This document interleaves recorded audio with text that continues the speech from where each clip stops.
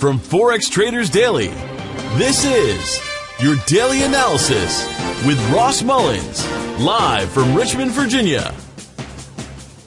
Hello everyone, this is today's video analysis for April 13th, 2016. In just a moment, we're going to be taking a look at several different currency pairs today in anticipation of some of the news that's being released today.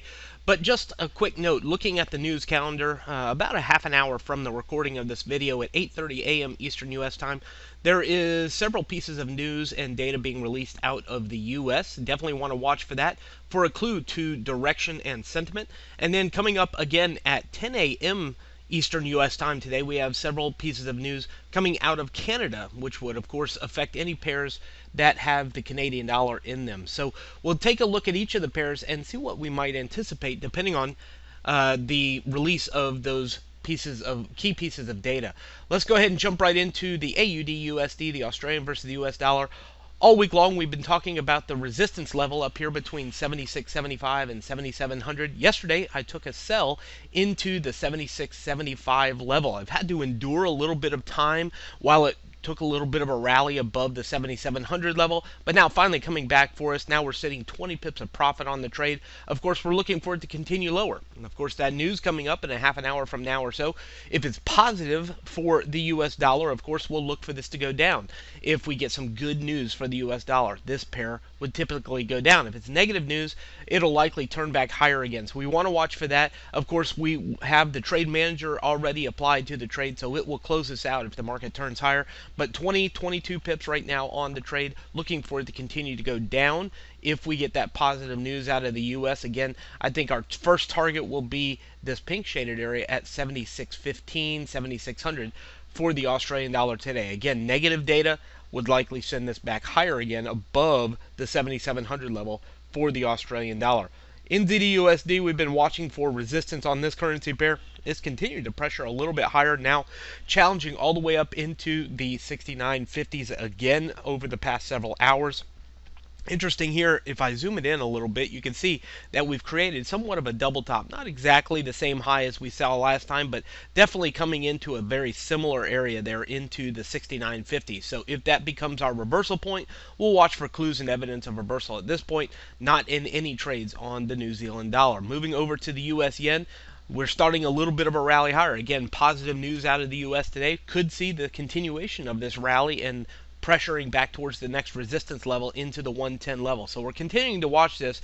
No real trade opportunities that I've felt comfortable with over the past few hours, but definitely watching this blue shaded area right around the 109 level. If it comes back down, sits on top of it as support, could provide us, especially if with positive news out of the U.S., with an opportunity to go long and target the next resistance level, which is back up here towards 110.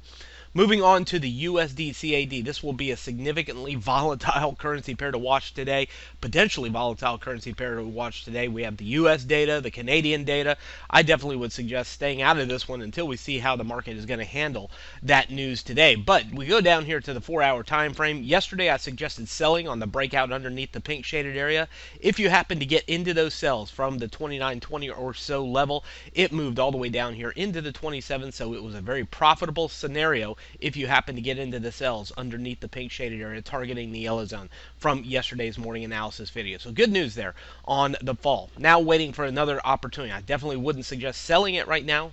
Of course, the news keeps me out of it, but definitely positive news for the U.S. would likely see this go higher. Negative news for Canada would likely see this go higher. But if it's a mix, we will have to see how the market handles all of that news. Moving over to the GBPUSD, again, news out of the U.S. in just a few minutes, about 25 minutes, could change this currency pair at all, significantly. But if we zoom in here on the daily time frame, we can see for the past 3 days, holding this zone 1.4240 to 1.4265, the green shaded area as resistance.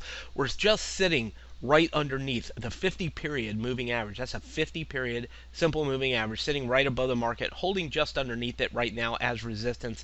If we get positive news for the U.S., we'll likely see the turn back down towards the 4100s once again in this yellow shaded area for the GBPUSD. Euro dollar moving down as expected. We've been following resistance on this currency pair for several days now, selling the 114 level. As you can see, once again, we have found resistance here. Let's zoom it in. down to the current market price, and as you can see, finally moving down significantly into the orange zone. Trades that I was in have been closed out here into the 113 level, so if you still hold those trades, we're not actually looking for now the breakdown of 113 to 112.85, a breakdown of that orange zone.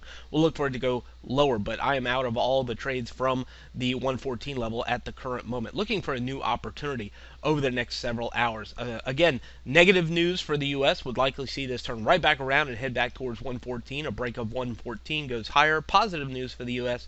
would likely send this down again. Moving over to the U.S. franc, finally coming off the bottom of our trend channel. This is the daily time frame, the two long-term red trend lines, bottom of the trend channel. We've been watching for clues and evidence of reversal. It's doing exactly what we would have expected it to do. Down to the 4-hour time frame, I think if we're looking for an opportunity to go long, now's not the time to do it. You don't want to buy it at the top of a run higher. You want to wait for it to dip back down to support. 95.75 or so could give us an opportunity. Of course, positive news out of the U.S. likely looks for this to continue higher. If we get some negative news, we could see that dip back down towards the support lows for the U.S. franc today. From Forex Traders Daily, this has been your daily analysis with Ross Mullins. If you would like to get Ross's analysis on all the currency pairs he's watching and all the trades he takes today, join him in his live trade room by clicking on the link below. Please leave any comments you have about today's video in the comments section below.